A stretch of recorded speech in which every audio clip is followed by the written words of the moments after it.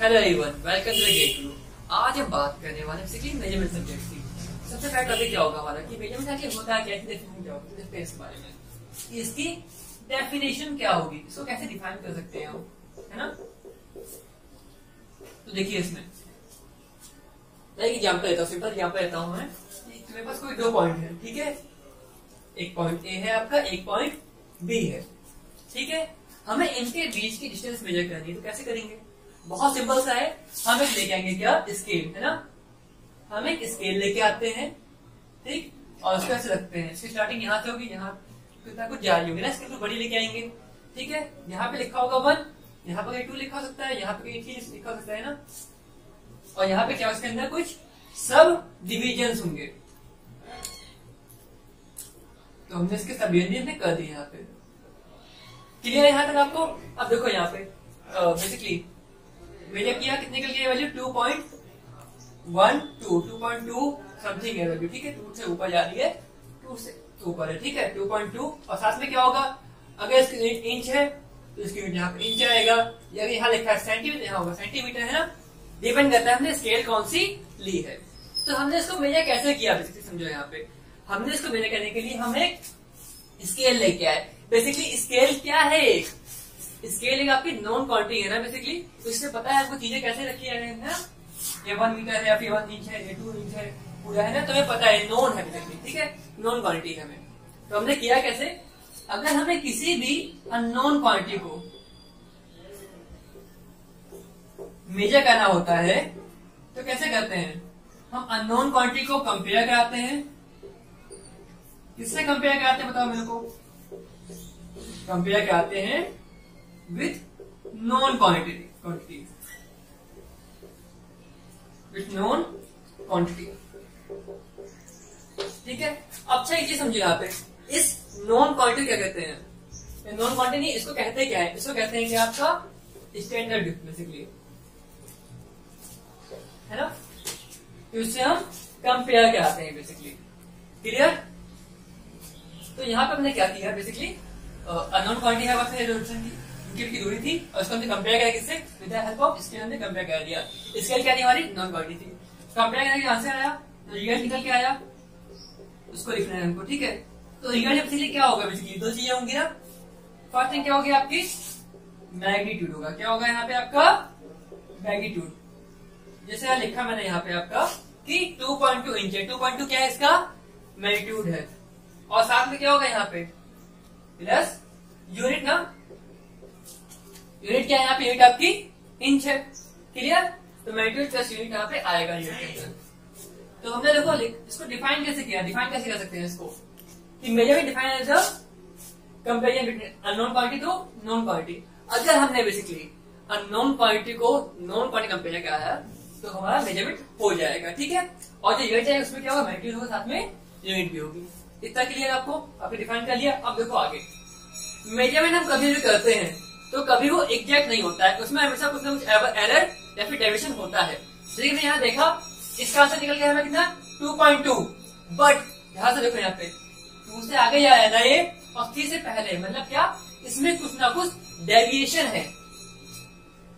इसमें क्या है, कुछ ना कुछ डेविएशन है, ठीक है, जिसको हम एरर भी बोल सकते हैं ना। इतना क्लियर हुआ आपको? अब इसे देखो आगे, इस एरर के आधार पर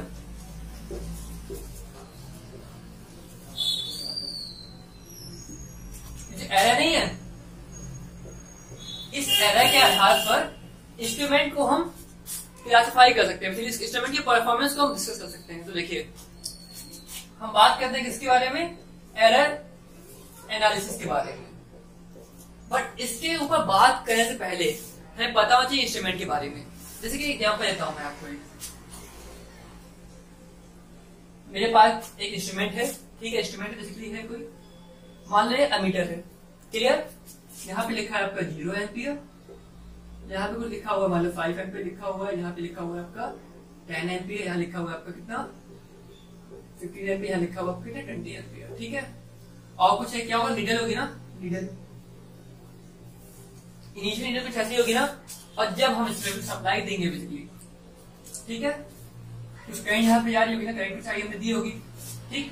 तो आई क्या होगी, ये क्या है आपकी नॉन क्वांटिटी, क्या है आपकी नॉन क्वांटिटी है ना, इसको हम ट्यूब वैल्यू बोल सकते हैं, नॉन वैल्यू या फिर ट्यूब वैल्यू, ठीक है। यह वैल्यू पता है हमको, क्लियर। या फिर हमें इसी वैल्यू को पर्टिकुलर मेजर करना है हमको, है ना। तो जो हम लोग करंट आई दी यहाँ पे, तो क्या होगा, मीटर इंडिकेट करेगा ना। जैसे यूं मीटर था आपका यहां तक कहीं पहुंच गया, क्लियर। तो मैं आंसर करें कितना आया, 10 पॉइंट समथिंग होगा ना। मान लें यहाँ पे सब डिवीजन दी है, ठीक है, तो कितना होगा 10.11 12, कितना आंसर होगा आपका 10 पे कुछ होगा नहीं होगा, तो ऐसे आंसर आ जाएगा आपका। बट यहाँ बात समझने की क्या है कि जो आंसर आता है ना, उसे बोलते हैं क्या है, उसे बोलते हैं आपकी मेजर्ड वैल्यू। क्या बोलते हैं इसको, इसको बोलते हैं बेसिकली मेजर्ड वैल्यू। से दिखाते हैं यहाँ पे किससे, ए एम से, क्लियर। और ये वैल्यू से बोलते हैं टी से दिखाते हैं, किससे दिखाते हैं आपका ए टी से, क्लियर। अब एक चीज समझते हैं, यहाँ पे हर मीटर का अपना एक स्पैन होता है या फिर उसकी एक रेंज होती है। क्या होता है उसका स्पैन, या फिर क्या होता है उसकी एक रेंज होती है। इसको कैसे डिफाइन कर सकते हैं, इसको हम ये बेसिकली होती है क्या आपकी एंगुलर लेंथ, क्या होती है आपकी एंगुलर लेंथ होती है। जैसे कि बात करो तो इस इंस्ट्रूमेंट की कितनी होगी, इसकी 20 एम्पियर ना, पूरी एंगुलर लेंथ पूरी कितनी है 20 एम्पियर। बट अगर मैं पूछूं आपसे, एक मेरे पास और इंस्ट्रूमेंट है, ठीक है, तो यहां बनाता हूं, दिख रहा होगा आपको, आई थिंक यहाँ पे दिख रहा है आपको, दिख रहा होगा आपको। तो देखो यहाँ पे मतलब लिखा है -50 एम्पियर, यहाँ पे लिखा हुआ है कितना 0 एम्पियर, यहाँ पे लिखा हुआ है कितना 50 एम्पियर, यहाँ पे कहीं है आपके पास मीटर, यहाँ पे है। तो कोई पूछे कि ये बताइए आप इस इंस्ट्रूमेंट की स्पैन या फिर रेंज क्या होगी, तो आप क्या आंसर दोगे मेरे को, सोचो और बताओ मेरे को। आपको 50 एम्पियर, कुछ -50 एम्पियर, दोनों गलत है, दोनों गलत है। कैसे निकालते हैं देखो,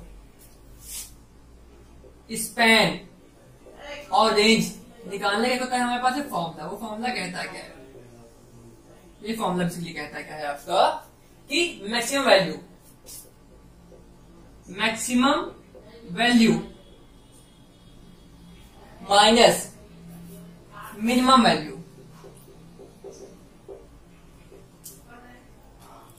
अगर ऐसा करेंगे तो हमारी रेंज या फिर स्पैन निकल के आ जाएगा। तो कितना आएगा बताओ मेरे को, इसकी मैक्सिमम वैल्यू कितनी है 50 एम्पियर है ना, माइनस, ठीक है, मिनिमम वैल्यू कितनी है इसकी बताओ मेरे को -50 एम्पियर। तो कितना आ गया आपका 50 प्लस 50 निकाले कितना आ गया आपका 100 एम्पियर। अगर ये एम्पियर में तो एम्पियर यहाँ पे, क्लियर। तो स्पैन को हम ऐसे निकाल सकते हैं, क्लियर। हमने यहाँ पे तो सीखा क्या कि दो तरह की वैल्यू होती है, एक होती है आपकी एटी ट्यू वैल्यू, एक होती है आपकी क्या मीटर से दिखाते किसे हैं एएम से, क्लियर। अब बात करते हैं थोड़ा सा आगे, इतना रफ कर दूं मैं, आगे बात करते हैं बेसिकली हम परफॉर्मेंस के बारे में इंस्ट्रूमेंट की। तो इंस्ट्रूमेंट की परफॉर्मेंस कैसे मेजर करते हैं बेसिकली हम मेजर करते हैं दो तरीके से, ठीक है। तो देखो यहाँ पे परफॉर्मेंस ऑफ इंस्ट्रूमेंट,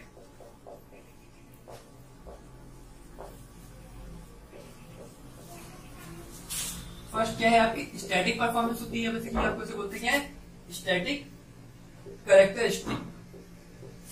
सेकंड क्या है आपकी डायनेमिक कैरेक्टरिस्टिक।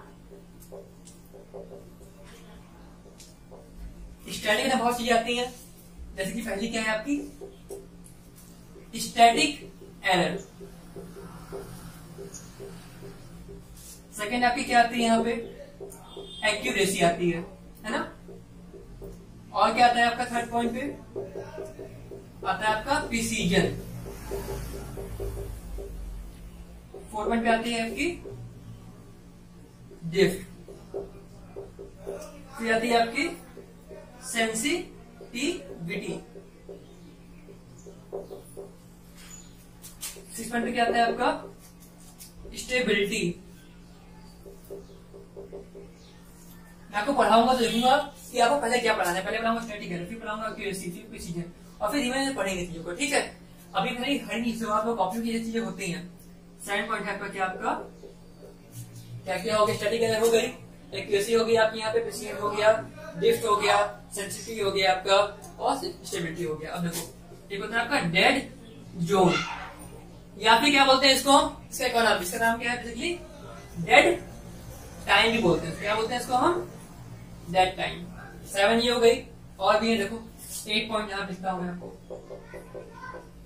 8 क्या होगा आपका यहाँ पे, ड्रिफ्ट हो गया, सेंसिटिविटी हो गई, स्टेबिलिटी होगी, डेड जोन हो गया, डेड टाइम हो गया। अब क्या बचा हुआ है देखो यहाँ पे, अब बच गया कि क्या, लीनियरिटी, ठीक है। बचा लास्ट पॉइंट 9 पॉइंट।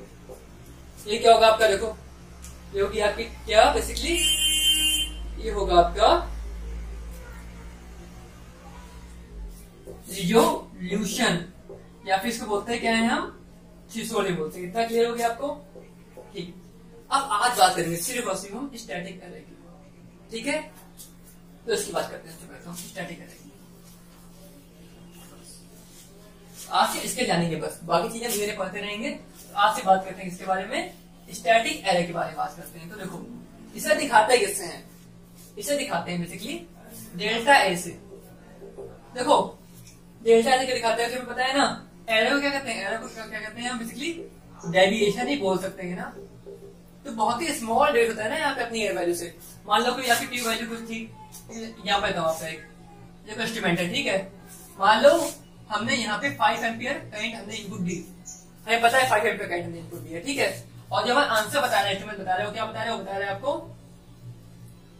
5 से कुछ पहले, ठीक है। मान लो ये लिखा हुआ है 4.8 एम्पियर है ना, कितना है ये, 4.8 एम्पियर। तो देखो यहाँ निकल के आता है क्या आपका, बता क्या बेसिकली एम कितना है यहाँ पे आपका 4.8 एम्पियर, और 80 क्या है आपका ट्यू वैल्यू कितना है आपका 5 एम्पियर। तो स्टैटिक एरर या फिर स्टैटिक डेविएशन कितना होगा, हमने को कितनी वैल्यू डेविएट की इतने ट्यू वैल्यू से, कितनी कही 0.2 ना। ये निकालते कैसे, फॉर्मूला होता है यहाँ पे, फॉर्मूला क्या होता है यहाँ पे आपका AM माइनस 80। हमेशा फॉर्मूला याद रखना, AM माइनस 80 होता है ना कि 80 माइनस AM। बहुत कंफ्यूजन है इसमें, इसको याद रखना, क्योंकि बहुत से बच्चे इसमें कंफ्यूज होते हैं कि क्या होगा। हमेशा रखना है क्या, AM माइनस 80 होगा। पहले M आता है ना, बाद में T आता है अल्फाबेट में भी, तो सेम आपको ऐसे याद रखना है यहाँ पे AM माइनस 80। अगर इसकी बात करें, मैंने बनाया है कितना होगा यहाँ पे, देखो 4.8 माइनस 5, कितना आ गया यहाँ पे माइनस 0.2 एम्पियर। आपको साइन के साथ लिखना है यहाँ पे, क्लियर। अब बात करते हैं सेकंड पॉइंट में, क्या कहते हैं इसी के अंदर, स्टैटिक करेक्शन, ठीक है। एरर हो गई है ना, तो इसको हमें करेक्ट भी करना पड़ेगा। करेक्ट कैसे करते हैं, देखो यहाँ पे इसे दिखाते हैं, किसे दिखाते हैं आपका डेल्टा सी से। करेक्शन मतलब सी, डेल्टा सी, क्लियर। फॉर्मूला क्या होगा इसका, फॉर्मूला होगा आपका माइनस ऑफ डेल्टा ए, मतलब डेल्टा की वैल्यू आई ना, साइन खाली लगाना है क्या, साइन यहाँ पे नेगेटिव साइन, मतलब कितनी होगी ये, करो माइनस ऑफ माइनस 0.2 ना, मतलब 0.2 एम्पियर।